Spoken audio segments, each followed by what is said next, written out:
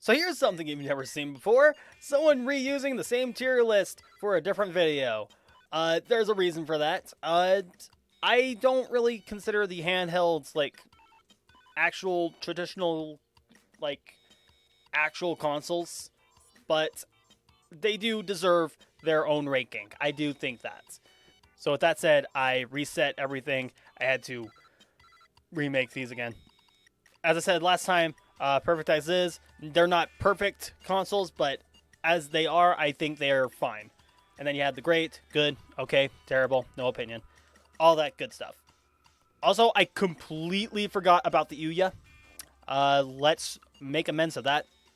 Actually, now that I think about it, if we really need to remake this list again. There you go. Yeah, I kind of want to get this thing just to see how crap it is. All right, let's start the tier list proper. So right off the bat, this is kind of weird. I've never tried a Game & Watch. I kind of want to, though. They look really cool. They're kind of like the biggest part of Nintendo's history, like the first handheld consoles ever that were, they were technically just like not plug and play. They were just they were just tiny little LCD micro game systems. They weren't like dedicated handhelds per se, but yeah, I just want to get a few of these because they look so neat, and they're just a big part of Nintendo's history. Yeah. Game Boy. Game Boy. I never had an actual Game Boy before, but I did have a Game Boy Color, which is not on this list, so I'm going to treat that as such. So, the thing about the Game Boy and the Game Boy Color, my first console that I've owned by myself was a Game Boy Color. This was around the time the Game Boy Advance was a thing. I was 6 years old. This was around 2001. Yeah, the Game Boy Advance was just about to be a big hot ticket item, but we did get me and my brother did get a Game Boy Color for Christmas that year, and he had Pokemon Red and another game I don't remember, and I had Pokemon Yellow and Final Fantasy Legends 2. These two games were basically my big childhood, and we got just more games after that. Strangely enough, two of them were Pokemon Puzzle Challenge 2 and Tetris Attack on the Game Boy Color. So I basically had Battle upon twice, but I don't care. Those games were great. I will say nothing bad about those. And there were a few games that I don't remember all too often back then, but every time I remember the Game Boy and the Game Boy Color more so, I just have so many great memories. I gotta put it in A tier because yeah, it's just a great console to look back. It's just a great console to look back on. Also, side story, I actually lost this thing for a couple of years and actually found it on the back of the couch with a lot of battery acid leaking out of it. And that was the first time I actually had to clean a console. That was an experience right there. So the Game Gear, I've actually seen this once as a kid, despite the fact that I've never ever known what a Sega console was until the late 2000s, early 2010s. But I have seen this in the wild. I saw a kid from school have one, and I asked, "Hey, dude, what is that? Can I try it out?" And it's like, he said no. And it's like, screw you. I have a Game Boy. It's better. LCD screens. It's one of those. It's one of those things I need to get eventually. I don't know if I can. I don't know if I want to though. The Virtual Boy. I talked about how I tried a Pico when I was working at a thrift store, and the same story with the Virtual Boy. I didn't know I was going to try out a Virtual Boy, but I did. The guy had 2 games with it, which I'll talk about in a second. And I will say one thing about this. This is not a D tier. I would say this is a C tier. This thing is Actually better than I expected. Like, I don't really get headaches, or I don't really get sickness, motion sickness often, so really, I didn't think this thing was that bad. I didn't think it was great, but I didn't really think it was that bad. I like the controller too, second D-pad notwithstanding. But the two games, there was Mario Tennis, which was interesting, but one of those games I did not try out because that game was Wario Land and it was complete in box. I am not joking. That game was complete in box. That thing would have probably sold. That thing was probably freaking priceless, and I did not get the chance to buy it. And the worst thing about it, they were pricing this for $45, and they were put it in the collector's bin, and I was like way too shy to say, hey, you wanna open the thing up so I can get that very, very, very rare console for $45. I don't want to get this thing for $300 on eBay. Why did I have to be a stupid teenager? I really missed the ball on that one. So let's get past that. The Neo Geo Pocket. They put a Neo Geo Pocket, but they did not have a Neo Geo on this list. That's interesting. Another for the consoles that I need to get. Yeah. And then the WonderSwan, no opinion on that. Don't know much about it, honestly. From what I know, it's like a console from the late looking at this, it was like 2003 this console came out, and it still used like monochrome. It was still like Game Boy quality visuals, only instead of puke green, it was just straight up gray. It was, I don't care. I really don't care. It's not enough for me to buy. I don't really care. Game Boy Advance. Just like the Game Boy, I played a lot of this thing. And it was thanks to games like Sonic Advance 2 and 3. Games like Mario & Luigi Superstar Saga, Minish Cap. There were other games. Choo Choo Rocket. I think that was another game that I played a lot of as a kid. There was just so many games that I played on this thing. It was just so good. I love my Game Boy Advance. I still do. And I'm still playing games on it to this very day. And yeah, another A tier. I love this thing. Now, for a moment, I thought this was the Gizmondo for a moment, which is not on this list for some weird reason. Like I said last time, they had the Apple Pippin, but they don't put the Gizmondo. I don't care. But no, this is the N-Gage. I've never really knew what this thing even was. The only thing I know about the N-Gage is that it had a very botched port of Sonic Advance on it. And that's really all I know about it, and that's really all I care, honestly. Wow, we're getting through this like really, really fast. Like, the recording session for the consoles was like 55 minutes, and we're only at 11 minutes, and we're like 3/4 of the way there. So, wow, this is a very, very short list. The DS. Let's talk about the Nintendo DS, because again, this is where I'm gonna say another A tier. Almost kind of. You know what? Yeah, we're putting it in S tier. So the Nintendo DS is such a wonderful handheld system. I played a lot of games just like the Game Boy and the Game Boy Advance.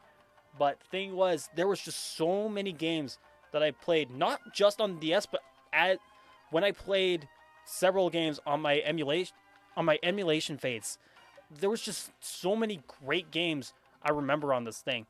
You had the Zelda games, which weren't great, but they were fine. They were perfectly A-okay. You got the Mario and the Luigi RPGs. Those were great. I love Bowser's Inside Story. That's just one of my favorite games of all time. I love it so much. The dual screens made certain games really, really pop out. Games like Sonic Rush, The World Ends With You was interesting. Final Fantasy remakes. Pokemon Black and White. Oh my gosh, that's my freaking favorite generation. And it did so much with that second screen, with the touchscreen. Oh, just the DS was great. The only problem I have with it is something that the 3DS actually introduces, but we'll get to that in just a moment.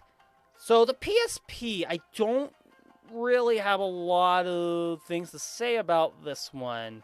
My brother has, I think he has like 3 PSPs, which is weird. I kind of want to buy one from him because I want to play more. I want to play more games with this thing. I played Mega Man Powered Up, which was neat. I played one of the Final Fantasy remakes. I don't know which one, but it was solid. All in all, the PSP was not a bad console. It was just kind of like a better feeling Game Boy Advance to me, and it had more buttons too, so that kind of made it just a little better. I'd say there was more games on it, but the PSP, in terms of hardware, was better, even though there weren't really a lot of games for it. Now, the 3DS, another S tier. So, the thing about the 3DS is a lot of people, when the Switch was around, people were saying that the 3DS needed to die, and everyone thought, oh, why is everyone hating on the 3DS so much? It's like, no, we just wanted the 3DS to just retire. We didn't want it to be dead. We just wanted it to retire. Because the Switch just felt like a better evolution to that. And it's just like, the 3DS was great. Like, yeah, it started pretty slow, but you got games like Super Mario 3D Land, which was amazing. Dream Team was a fantastic Mario & Luigi RPG. You got A Link Between Worlds, tied with A Link to the Past as my favorite Zelda game. I would say that's straight up my favorite Zelda game, looking back at it now. Samus Returns, that was the reveal of Samus Returns was the day my voice basically got destroyed. I love that game, and I freaking screamed to the top of my lungs when it got announced, along with Metroid Prime 4. Can't wait for that game as well. Whew. Ugh, I can't believe I've been talking an hour straight. Holy crap. I need water again. Like, holy shit. I can say so much about the library. It was so